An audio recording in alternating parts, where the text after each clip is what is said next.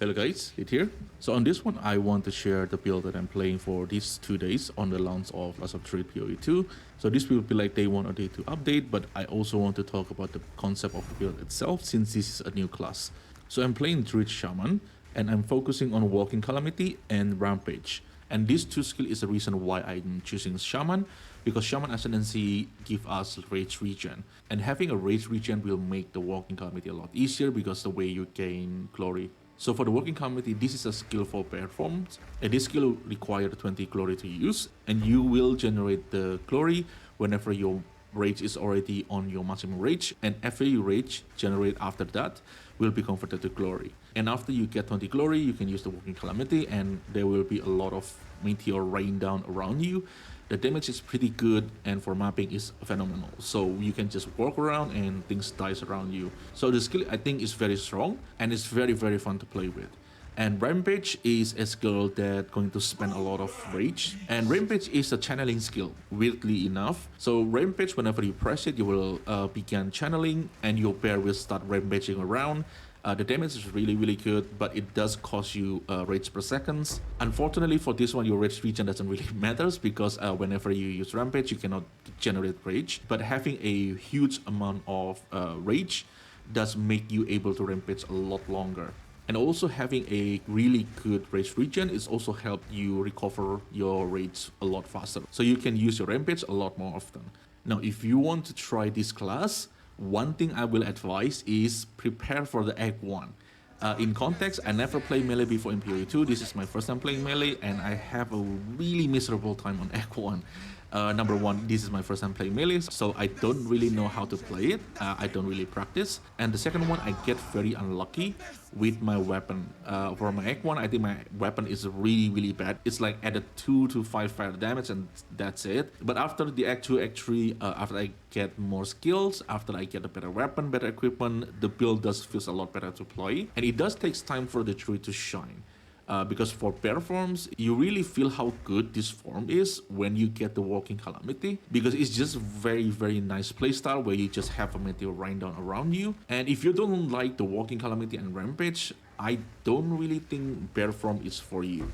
But if you like that kind of stuff, just a fair warning, be careful on the early game. Just prepare yourself, and if this is the second character, you can kind of equip them with like leveling gear. It should make the experience a lot better. So with that said, let's go through all the setup. Let me explain the item that I'm using, what the logic behind it, and passive tree skills and all that stuff. So the first one, let's begin from the skill. So Maul is the basic attack that you get from bear forms. This skill is something that you're going to use on the campaign a lot. I think this is the same for other melee builds, where basic attack basically is the highest DPS of any of your skill. So Maul is, you're going to use them very often, and there's a trick with Maul, just a bit of a tips. When you use Maul, your bear going to stand up. And this stand up is really important. For example, like the second skill that you can use the most on the campaign is Fury Slam. This skill have a really high DPS. There's a line where it adds 0.4 second to base attack time if not standing. So one thing you can do is if you're just using it when your bear is down, it have to stand up first and then slam. It takes time. Now it doesn't really feel that long because I already have the gear and all that stuff. But on the campaign, it's going to feel really slow. So the way to mitigate that is by using Maul and then slam. So you hit once and then you slam, so you're not losing like a moment of DPS or things like that. So there's a bit of a trick that you can do with Maul, because when you use Maul, basically your bear going to stand up. So you don't waste the 0.4 seconds, and then you can directly just slam after that. And the second one, I do use Malice. This is coming from the Scepter. And the way you can use Scepter and Talisman, because normally you cannot, is by this Keystone, Lord of the Wilds. Now, this will allow you to equip non-unique Scepter, but the downside is you have 50% less Spirit, and your non-minion skill have 50% less reservations, basically just mean audio reservation X2. And this Keystone is only good when you can utilize the Scepter really well. For example, in my case, I don't really look anything other than mana regeneration for the scepter, because the mana regeneration is going to be also affecting the rage regeneration rate. So the more mana regen I have, the faster I can regen my rage. And the base scepter, I think the only base scepter that you can use is probably only Omen Scepter, because it gives Malice, and Malice basically apply critical weakness, so it's make you easier to crit. Early on, I do not use the scepter at all, so I basically just ignore this keystone, because I just do not want to deal with the downside. But at some point you will have to equip some scepter, either for the malice or just to gain quite a lot amount of mana regenerations. And you can also, I think, profit from the socket. So that's for the malice, and I put them with clarity. This is going to give me another mana regeneration rate, which is going to translate into rage regeneration rate too. And the next one is Walking Calamity. This is basically the star of the build. Now the Walking Calamity itself has a duration. So the base durations is 10 seconds. And you can extend the 10 seconds by give them skill effect durations. So number one we can use is prolonged durations. It will give you 30% more skill effect durations. Prolonged duration 2, I think it got extra 5%. I probably should change this. And I also get bunch of skill effect duration on the 3. For example, like these 2 also give skill effect durations. And this 3 node also give skill effect durations. And some of my gem is also give skill effect durations. For this example, this one, skill effect duration and maximum rage. And this one is also skill effect duration and maximum rage. And this is why my Walking Calamity is almost 25 seconds. So for the support gem, I'm using Elemental Focus. This is going to give me 25% more elemental damage, but the downside is I cannot inflict elemental damage. So with the Walking Calamity, you get the ignite from the fire damage, because it's mostly fire damage. If you see on the meteor, it's 100% physical convert to fire, and the last meteor is the same physical convert to fire. However, the large meteor does have ignite ground, and this ignite ground still can ignite. So the downside of the elemental focus is not that bad here. And the next one will be concentrated area. This will give us 30% more area damage, but the downside is less area of effect. I actually find the less area of effect better, because it does make the meteor closer to you, which is great for the single target.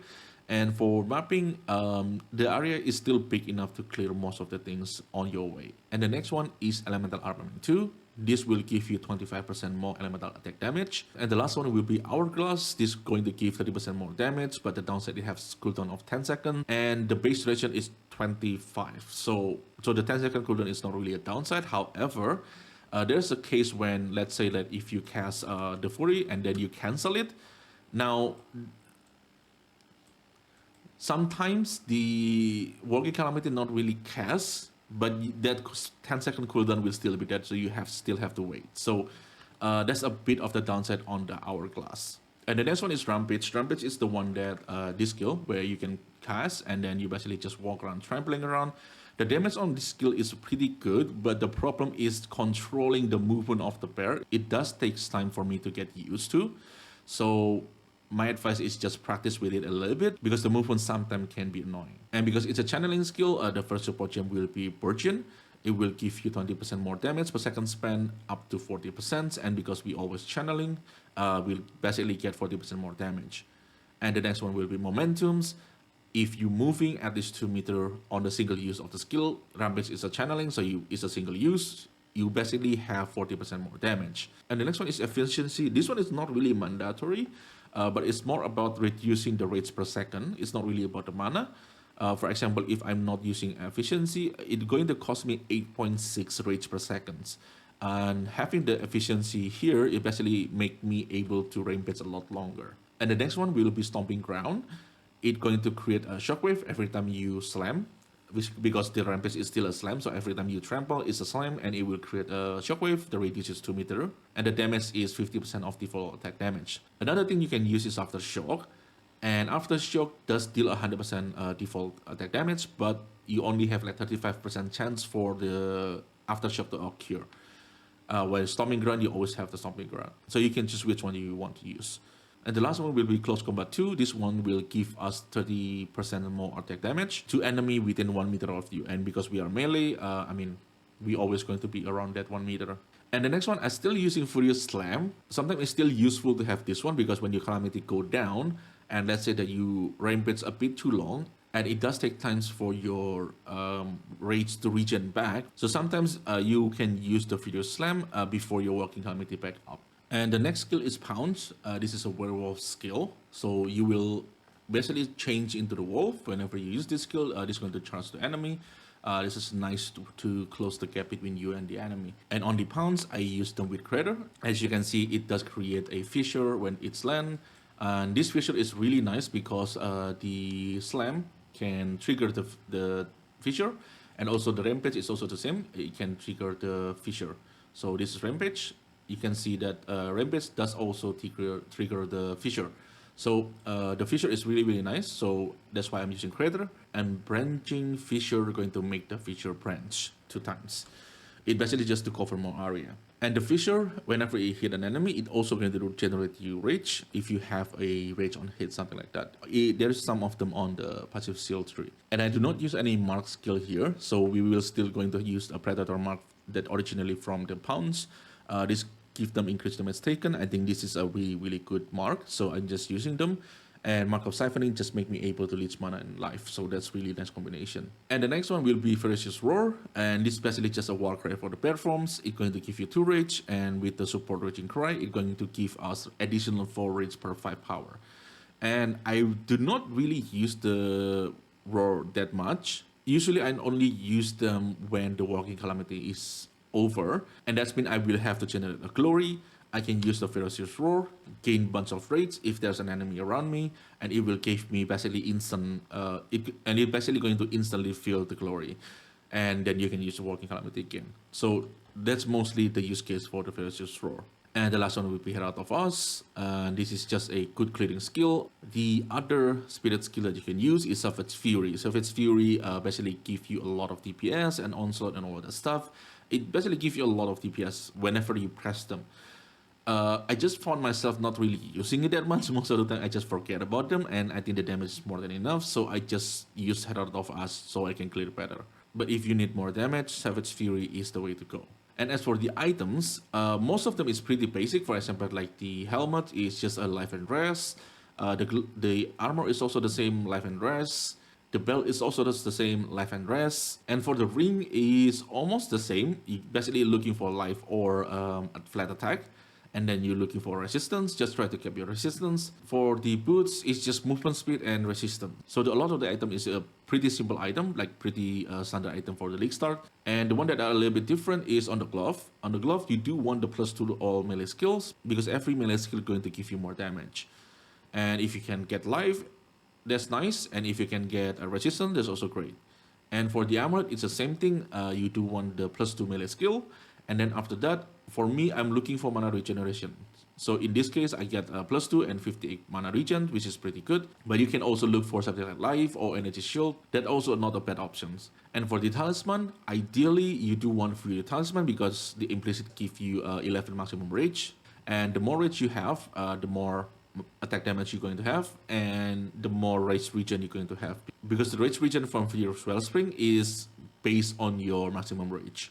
And for the stats, you do want to get a level of melee or level of attack skill as high as you can. In my case, I'm using Perfect Battles. I think +5 is fine, and you do want to have like as much physical damage as you can, because all that physical will get converted into fire by the Walking Calamity. So ideally, you do want the physical damage, but you know, if you get like a really good elemental damage, I think that's also fine. Just go with it. So for the Ascendancy, the first 2 nodes I'm taking Reactive Growth. This is a really, really good defensive layer, especially on the campaign.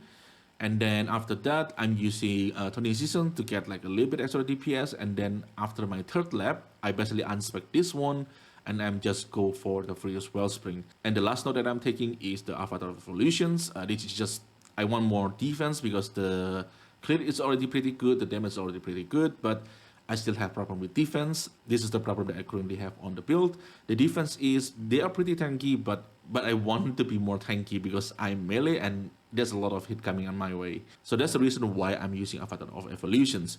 The other choices you can go for is Turning Off the Seasons. That give you exposure and also give you 10% damage extra elements. This is a really good DPS boost. And another option is Wisdom of the Magi. This is basically going to give you poder modifier from your runes. This is the one that we equip here. It's basically going to give you extra stats. I personally haven't really played around with this. I probably have to look for the list of the bonus modifier and see if this is worth it. The one that I know is Sakawa runes on the weapon. it will give you 5% damage at extra random elements, and the bonded modifier is +1 level of attack skills. That one is pretty good. But I think I will need more than that to take this 2 node, because ascendancy point you only have 4. You want to make sure they have a really good value. So for the 3, I basically just walk straight up here and just go up, take the bear node. And this bear node is really, really good, even in the campaign, because bear form give you passive armor. So I think it's like 10 armor per level. Level 100, the bear form basically give you 1,000 armor. And that's a pretty good amount of armor. And that also going to, get added with your body armor and all that stuff. But this node that increase armor, this is really, really good on early game for your defense. Because remember, you are melee, so you do want some defense on your build. I do not take this node, so I basically just ignore this. I will advise the same, just ignore this one until you can get a decent scepter. And I basically just go for all the maximum rage nodes. So for examples, like this one give 2, this one give 2, this one give 12, and this 2 node is also give 3 maximum rage each. And then I think this one also give 4 maximum. And all my jewel have a +1 maximum rage. For the jewel, I'm not sure if the +1 maximum rage is the way to go. But for now, this is the gem that I'm using, maximum rage and skill effectuations. So other than the rage node, the other node that I think is skill effectuations, like I explained earlier, skill effectuation here. There's another one here, but it takes 6 points. I'm not sure if I should take this or not. I maybe can anoint this later on. This is 25% skill effectuation. It's pretty good, but it requires suffering, which is pretty expensive. So for now, I'm not really sure if I want to take this node because it requires a lot of passive point. And the rest of them is just a damage node. This node give me attack damage, but also give me stun build up. And the same thing with this one. This one gives me a lot of attack damage, but also stun build up. And the stun build up is really, really nice. It especially make you able to stun like, even the map bosses really, really fast. And it gives you a window basically to DPS down the map bosses because before it doing anything. And I do take this 4 node over here. This basically gives me a lot of movement speed. Not sure if this is the play, but it does nice to be able to move around fast. So the next one, let's talk about a more defensive node. If you see on my passive tree, I don't really take a lot of defensive node, but there is quite a lot of defensive node on the tree. For example, like this one over here, going to give you a lot of armor and ES. This one alone give you 60%. So this one is really, really good build for that. The same with this tree, going to give you a lot of armor and a lot of ES. And this one also give you ES, and it make you defend with 120% of your armor. There's also 2 nodes over here going to give you armor ES. And other than the armor ES, there's also left that we can take. So there is this one node going to give you 3% maximum life. And there's also this node that's going to give you 3% maximum life. So there's a defensive node that you can go for, and they are basically on the line of the passive tree. So if you want more defense, you can always take that node. And the last one I want to talk about the passive tree is the critical node. And critical is kind of the way to go if you want to go like full DPS. The weapon itself is pretty good amount of base crit chance. This one is 11.5. So if I can get like a T1 crit chance, like a perfect crit chance, I think it should go up to like 14%. And we also have like malice that's going to help with the critical chances. So going critical shouldn't be that hard, but I still haven't decided if I want to go there yet.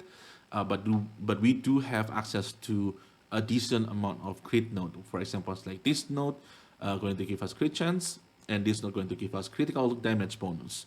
And there's also this cluster over here that's going to give crit and also crit damage bonus, and also more stun build up, which is nice. There is also critical damage node over here, which is pretty good. Just make sure you take the bottom one because the top one is critical spell damage bonus. We are attack, not spell, so these 2 not going to give you anything. So basically the crit is possible. I just don't know how much effort that I just don't know how much investment I need to make the crit build feels nice. So that's basically the passive tree, and I think that's basically all about the build. So far, I'm really having fun, and I'm going to keep playing the build, and I'm going to put more investment in it. For my setup right now, the most expensive item is the weapons, because this using a perfect battle. I think I spent like 2 divine for the weapon, but everything else is, I think, is pretty cheap item. A lot of the item I've been using is item that I found, so I think it's pretty budget, and that's the reason why I want to make this video first before I'm farming again and start putting more investment. By the way, I'm 79, so still at T10, T11. So a little bit more until T15, but so far the damage feels good. The playstyle is really fun. The only problem I have is defense, but I haven't really invested anything on positive for defense. So I assume after I invest more notable on the defensive node, that should solve the defense problem because my resistance is actually pretty good. Like 74, 1% is not really that big of a deal. My chaos resistance is 59. So yeah, I think that's all I have for today. If you guys have any questions, just leave in the comment below as usual. And thank you everyone for watching. I really appreciate it. And I will see you on the next one.